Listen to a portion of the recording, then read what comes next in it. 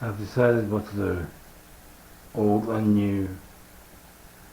This frame will be, appearing as a restored frame with suspension, engine, gearbox, etc.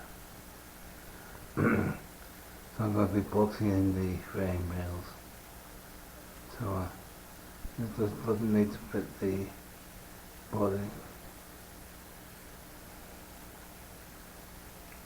As you've been made by some restored chassis. He's now moving on to the bodywork. Okay.